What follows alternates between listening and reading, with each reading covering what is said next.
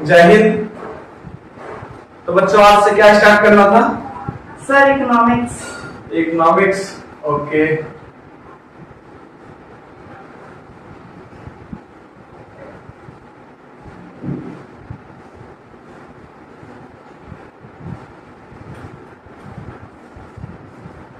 Economics, economics को क्या बोलते हैं हिंदी में? अर्थशास्त्र। क्या बोलते हैं बच्चों? अर्थशास्त्र, ओके।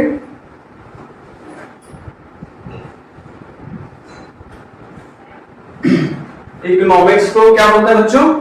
अर्थशास्त्र, ठीक है। अर्थशास्त्र का जनक कौन है बच्चों?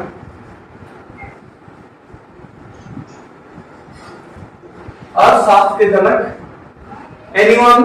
कोई आप में से? ओके। अर्थशास्त्र के जनक एडम स्मिथ को कहा जाता है। किसको कहा जाता है? एडम स्मिथ को,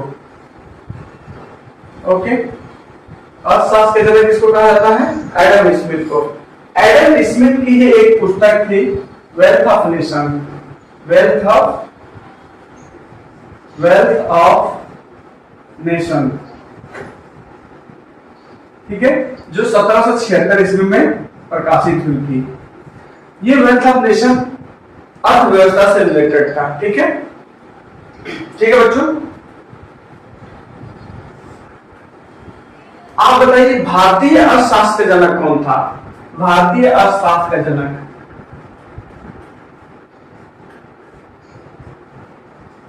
भारतीय अर्थशास्त्र का जनक, भारतीय अर्थशास्त्र के जनक विश्वेश्वरैया साहब थे, ठीक है। विश्वेश्वरैया, ओके, ठीक है। फिर से देखिए, भारतीय अर्थशास्त्र के जनक कौन है? विश्वेश्वरैया साहब, ठीक है। और वर्ल्ड इकोनॉमी के जनक कौन थे? Adam Smith. एडम स्मिथ की जो पुस्तक थी वेल्थ ऑफ नेशन 1776 ईस्वी में प्रकाशित हुई थी, ओके। बेसिकली ये अर्थव्यवस्था से रिलेटेड पुस्तक है, ओके। अर्थशास्त्र में हम किस चीज का अध्ययन करते हैं बच्चों? अर्थशास्त्र में हम अर्थव्यवस्था का अध्ययन करते हैं, ठीक है। तो आइए जानते हैं अर्थव्यवस्था क्या होता है।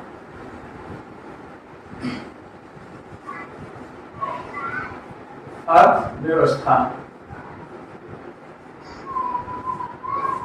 अर्थव्यवस्था क्या होता है? देखिए, अर्थव्यवस्था मिनिमम रिसोर्सेस का प्रयोग करके, मिनिमम रिसोर्सेस का यूज करके मैक्सिमम प्रोडक्शन, मिनिमम रिसोर्सेस का प्रयोग करके मैक्सिमम प्रोडक्शन करना ही अर्थव्यवस्था कहलाता है, ठीक है। इसके नाम से ही इसका डेफिनेशन बिल्कुल क्लियर है, ठीक है। मिनिमम रिसोर्सेस का प्रयोग करके मैक्सिमम प्रोडक्शन करना ही अर्थव्यवस्था कहलाता है। जैसे मान के चलिए आपके पास 200 गज की जमीन है, मान के चलिए आपके पास 200 गज की जमीन है, ओके। जैसे आपके पास 200 गज की जमीन है और इसमें आपको गाड़ियां पार्क करनी है, तो हो सकता है इसमें 1 2 3 4 5 और 5 गाड़ियां इधर पार्क, मतलब टोटल 10 से 15 गाड़ियां आप इसमें पार्क कर सकते हैं। पर इसी 200 गज जमीन में आज 5 फ्लोर की कोई बिल्डिंग बना देते हैं। वो 1 फ्लोर 2 3 4 1 2 3 4 5 फ्लोर की कोई बिल्डिंग बना दिया और इसी बिल्डिंग में एक रैंप डाल दिया बाहर से सारे बिल्डिंगों के लिए, ओके। और यहां से गाड़ी आएगी सीधे यहां पार्क होती चली जाएगी, ठीक है। यहां से गाड़ियां आएंगी सीधे पार्क होती चली जाएंगी, ओके। तो आप देखेंगे जहां पहले आप 10 से 15 गाड़ियां पार्क कर पा रहे थे, वहीं आप उसी जमीन में 5 फ्लोर की बिल्डिंग देके दिमाग का इस्तेमाल किया और 5 फ्लोर की बिल्डिंग बनाई और रैंप डाल दिया। आप देखेंगे इसके कंपैरिजन में इसमें 10 टाइम्स ज्यादा गाड़ियां पार्क की जा सकती हैं। आपके पास रिसोर्सेस उतना ही था, ये भी 200 गज की जमीन थी, ये भी 200 गज की जमीन थी, लेकिन मिनिमम रिसोर्स का आपने प्रयोग किया, दिमाग लगाया और इसमें मैक्सिमम प्रोडक्शन दिया। इसी को हम अर्थव्यवस्था बोलते हैं, ओके। समझ में आया? चलिए आगे बढ़ते हैं।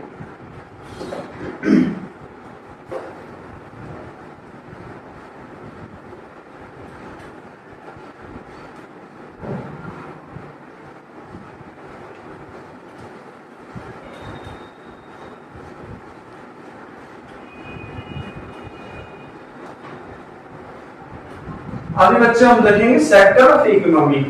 क्या देखेंगे बच्चों? Sector of economy.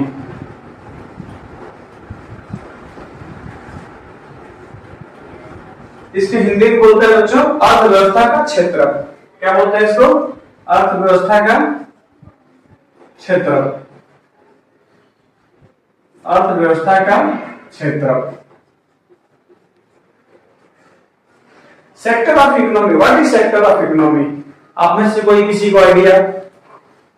Okay, sector of economy अर्थव्यवस्था में आय का जो मीडियम होता है, अर्थव्यवस्था में आय का जो मीडियम होता है उसी को हम अर्थव्यवस्था का क्षेत्र कहते हैं। ठीक है, हमको पैसा किन किन माध्यम से आता है, अर्थव्यवस्था को चलाने के लिए पैसा किन किन स्रोतों से आता है, सोर्स ऑफ इनकम क्या है मनी का, उसी को हम क्या बोलते हैं? अर्थव्यवस्था का क्षेत्र। ठीक है, तो आय का मीडियम ऑफ इनकम। ठीक है, अर्थव्यवस्था में आय के माध्यम को हम क्या बोलते हैं? अर्थव्यवस्था का क्षेत्र। हम इसको 3 भागों में बांट सकते हैं। ठीक है, कितने भागों में बांटते हैं? 3 भागों में। ठीक है, एक स्वरूप के तहत, दूसरा शब्द के आधार पर, तीसरा स्वामित्व के आधार पर।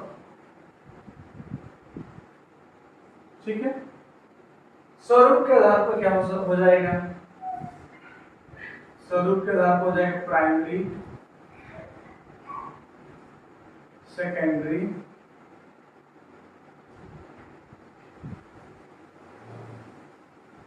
And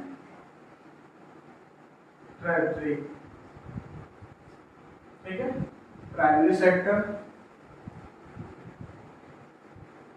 secondary sector and tertiary sector. ठीक है, स्वामित्व के आधार पर क्या हो जाएगा? शब्द के आधार पर देख लेते हैं। शब्द के आधार पर क्या हो जाएगा? या तो संगठित होगा या असंगठित होगा। ठीक है, इसी तरह स्वामित्व के आधार पर क्या हो सकता है? या तो कंपनी निजी होगी या सार्वजनिक होगी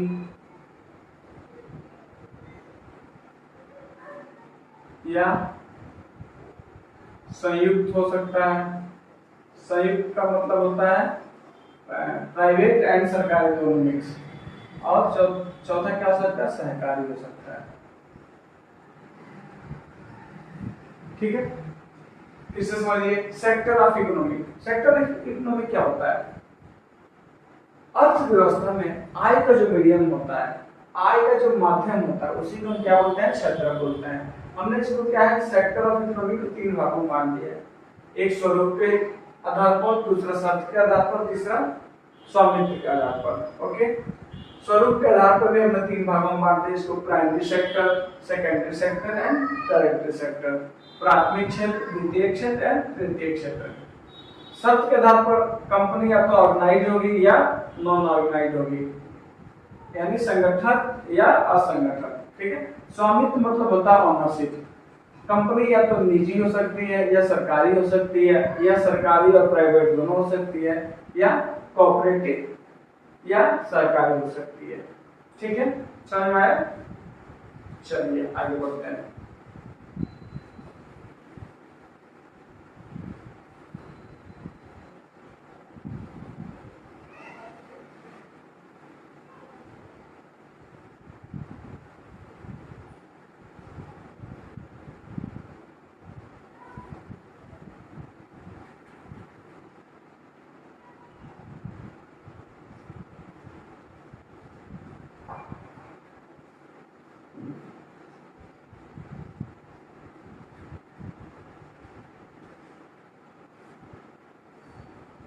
सेक्टर ऑफ इकोनॉमी को हमने कितने भागों में बांटा था? 3 भागों में। ठीक है, 3 भागों में कौन कौन सा?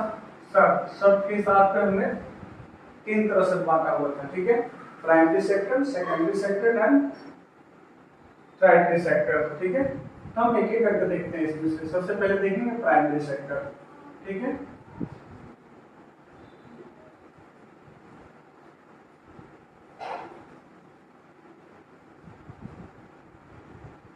इसको बोलते हैं हिंदी में प्राथमिक क्षेत्र। प्राइमरी सेक्टर होता क्या है? जब अर्थव्यवस्था में आय का जो स्रोत होता है, अर्थव्यवस्था में आय का जो स्रोत होता है, यदि डायरेक्ट नेचर से जुड़ा हो, डायरेक्ट प्रकृति से जुड़ा हो, ठीक है, तो उसको हम क्या बोलेंगे? Primary sector. समझ में आ रहा है? जब इनकम का स्रोत या आय का माध्यम प्रकृति से जुड़ा हो डायरेक्टली, तो उसको हम क्या बोलेंगे? प्राइमरी सेक्टर, ठीक है। प्राइमरी सेक्टर, ठीक है। जैसे प्राइमरी सेक्टर में क्या क्या आ जाएगा? कृषि आ गया, पशुपालन हो सकता है, मछली पालन हो गया, मछली पालन हो गया, ठीक है। कृषि डायरेक्ट क्या है? नेचर से जुड़ा है। पशुपालन डायरेक्ट नेचर से जुड़ा है। मछली पालन डायरेक्ट नेचर से जुड़ा है। पशुपालन आपने देखा है कि किसी कंपनी का भैंस गाय आती है, कहीं सुना है कि भैंस रिलायंस कंपनी की है या ये गाय जियो कंपनी की है? ऐसा कहीं नहीं सुना है ना? हाँ, तो ये क्या है? डायरेक्ट नेचर से जुड़े हैं, ठीक है।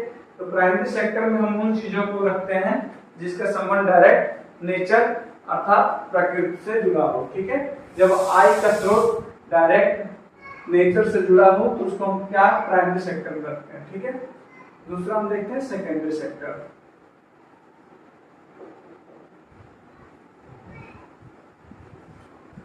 सेकेंडरी सेक्टर इसको हिंदी में बोलते हैं द्वितीय क्षेत्र, ठीक है। द्वितीय क्षेत्र में क्या होता है? इसमें हम कारखानों को शामिल करते हैं। इसमें हम क्या करते हैं? कारखानों, जितने भी कारखाने हैं उसको हम सेकेंडरी क्षेत्र में शामिल करते हैं, ठीक है। इसमें निर्माण का काम होता है, निर्माण या विनिर्माण, ओके। सेकेंडरी सेक्टर में क्या है? कारखानों को शामिल करते हैं। इसमें निर्माण और विनिर्माण दोनों काम होते हैं। जैसे आटा चक्की हो गया, आटा चक्की, गन्ना मिल हो गया, ये क्या है? एक द्वितीय क्षेत्र में आते हैं, ठीक है। समझ में आया? प्राइमरी सेक्टर में हम किसको शामिल करते हैं? अर्थव्यवस्था में आय का स्रोत जो है यदि नेचर से जुड़ा हो तो उसको हम प्राइमरी सेक्टर में डालते हैं। सेकेंडरी सेक्टर में हम कारखानों को शामिल करते हैं। इसमें निर्माण विनिर्माण का काम होता है, इसमें आटा चक्की, गन्ना मिल इत्यादि को शामिल किया जाता है, ठीक है। इसी तरह तृतीय क्षेत्र क्या है? तृतीय क्षेत्र क्या? टर्टियरी सेक्टर, तृतीय क्षेत्र।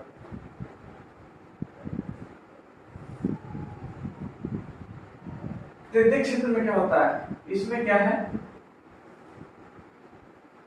नौकरी,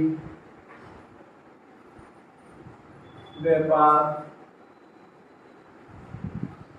सेवा क्षेत्र, नौकरी, व्यापार, सेवा क्षेत्र, हॉस्पिटल,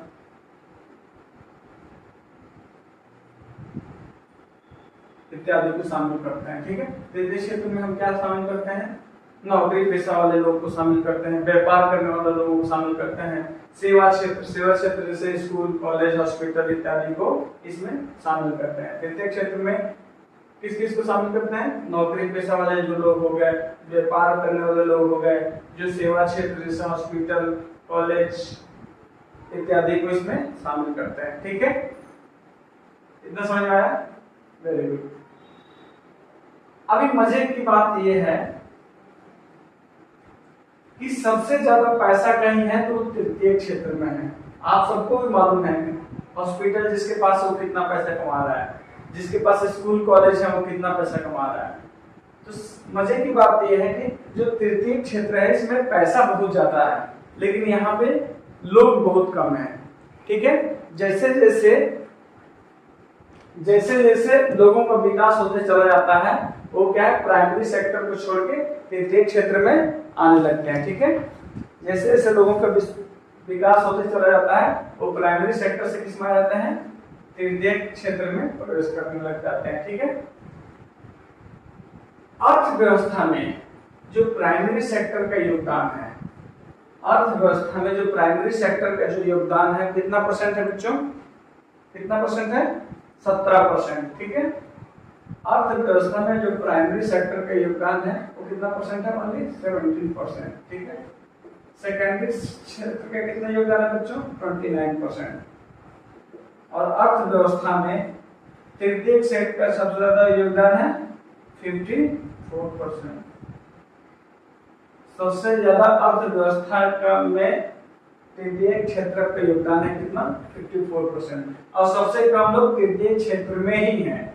जैसे जैसे लोगों का विकास होता चला जाता है, प्राइमरी सेक्टर को छोड़ के का नाम होता है तृतीय क्षेत्र में। समझ में आया, वेरी गुड। आगे बढ़ते हैं फिर।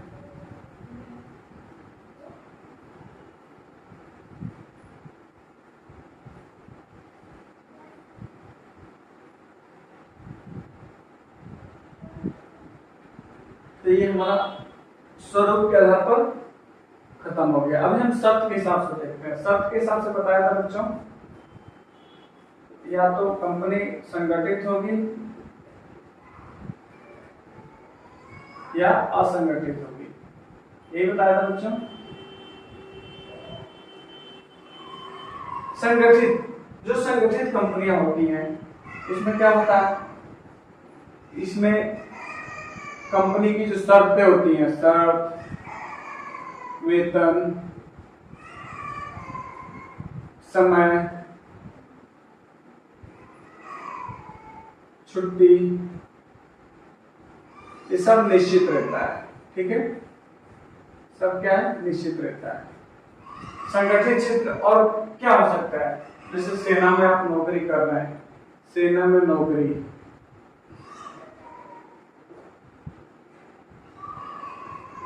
अन्य सरकारी जॉब, सरकारी नौकरी,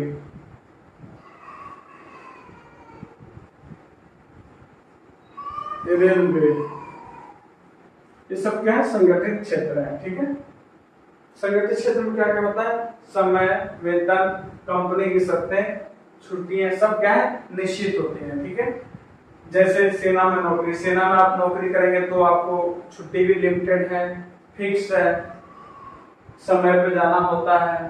ठीक है, वेतन फिक्स्ड है। ठीक है, जबकि असंगठित क्षेत्र देखेंगे, असंगठित क्षेत्र में न तो वेतन फिक्स है, न ही छुट्टी फिक्स है, न ही टाइमिंग फिक्स है। ठीक है, वेतन लिख के कट करते रहूं, समझ लेना, समय भी फिक्स नहीं है। ठीक है, छुट्टी भी फिक्स नहीं है। ठीक है,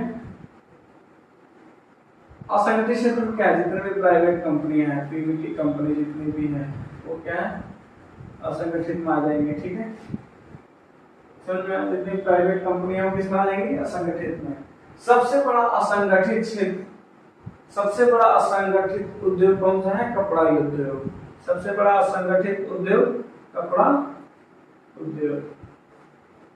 ठीक है, ठीक है, ओके, समझ में आया, फिर से समझिए। सेक्टर ऑफ इकोनॉमी को हमने 3 भागों में बांटा था। सबसे पहले स्वरूप के आधार पर, स्वरूप के आधार पर हमने 3 भागों में बांटा था, primary sector, secondary sector and tertiary sector. ठीक है, उसके बाद से हमने शब्द के आधार पर 2 भागों में बांटा था, या तो संगठित कंपनी होगी या असंगठित कंपनी होगी। संगठित कंपनी का मतलब होता है कि जिसमें समय, शर्त, वेतन, छुट्टी सब कुछ फिक्स्ड हो। सेना में नौकरी, सरकारी, ये सब क्या है, संगठित कंपनी होगी, संगठित क्षेत्र के एग्जांपल है। असंगठित क्षेत्र में ये तीनों चीजें फिक्स नहीं होती हैं। ठीक है, जितनी भी प्राइवेट कंपनियां होंगी, छोटी मोटी कंपनियां होंगी, सब क्या है, असंगठित में आते हैं। ठीक है, कपड़ा उद्योग असंगठित क्षेत्र का सबसे बड़ा एग्जांपल है।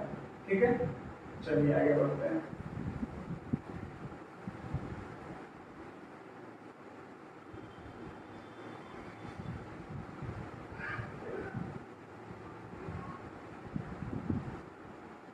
अभी सेक्टर ऑफ इकोनॉमी में हमारा एक और रह गया स्वामित्व के आधार पर। स्वामित्व के आधार पर बच्चों बताया था या तो कंपनी निजी होगी या सरकारी होगी। सरकारी को हम सार्वजनिक बोलते हैं, या संयुक्त होगी या सहकारी।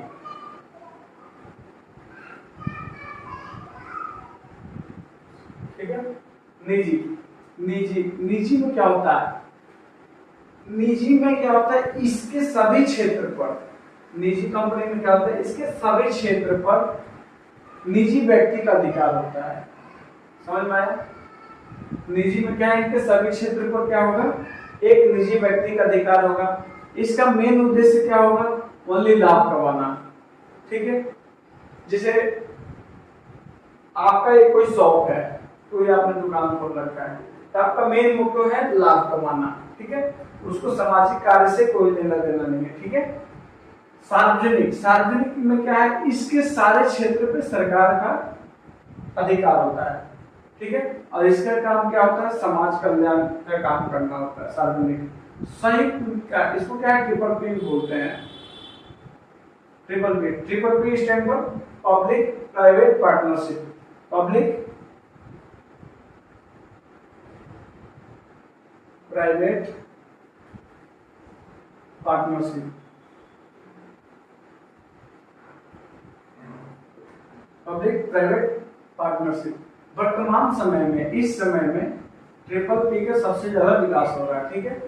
ट्रिपल पी मतलब इसमें संयुक्त में क्या है, government and private, government plus private दोनों मिल के काम करते हैं। और वर्तमान समय में सबसे तेजी से किसी का विकास हो रहा है तो ट्रिपल पी का हो रहा है। जैसे आपका मेट्रो हो गया, मेट्रो, मेट्रो में क्या है, गवर्नमेंट सेक्टर के बंदे भी काम कर रहे हैं और प्राइवेट सेक्टर दोनों मिलकर काम कर रहे हैं। इसको हम क्या बोलते हैं, public private partnership, triple P. सहकारी, सहकारी क्या होता है, कोऑपरेटिव क्या होता है, जब किसी कंपनी पे दिशा जो है सरकार तय करे, जब किसी कंपनी का दिशा निर्देशक या कंपनी को चलाने के लिए गाइडलाइन सरकार जारी करे तो उसको हम क्या बोलेंगे, सहकारी। ठीक है। गांव में देखा होगा कोऑपरेटिव बैंक भी होंगे, उसको क्या है, कई लोगों का समूह मिलकर चलाता है। समझ में आया? किसे देखते हैं, sector of economy. Sector of economy क्या बताया था आपको बच्चों, जब अर्थव्यवस्था में आय के माध्यम को, अर्थव्यवस्था में आय के माध्यम को हमने सेक्टर ऑफ इकोनॉमी मतलब अर्थव्यवस्था का क्षेत्र बोला था। इसको हमने तीन भागों में बांटा था। सबसे पहले स्वरूप के आधार पर, दूसरा शब्द के आधार पर, तीसरा स्वामित्व के आधार पर। स्वरूप के आधार पर हमने उसको तीन भागों में बांटा था, primary sector, secondary sector and तृतीय क्षेत्र। ओके। शब्द के आधार पर हमने कितने भागों में बांटा था, दो भागों में, संगठित क्षेत्र एंड असंगठित क्षेत्र। ठीक है। और स्वामित्व के आधार पर हमने कितने भागों में बांटा, चार भागों में। या तो कंपनी निजी हो सकती है, या कंपनी सरकारी को ही हम सार्वजनिक बोलते हैं, या संयुक्त हो सकता है, या सहकारी होता है। संयुक्त को क्या बोलते हैं, पब्लिक प्राइवेट पार्टनरशिप। वर्तमान में यदि किसी चीज का सबसे ज्यादा विकास हो रहा है तो किसका हो रहा है, ट्रिपल पी का। मेट्रो का निर्माण ट्रिपल पी के तहत ही हो रहा है, बहुत तेजी से बन रहा है, विकास हो रहा है। चलिए आगे बढ़ते हैं।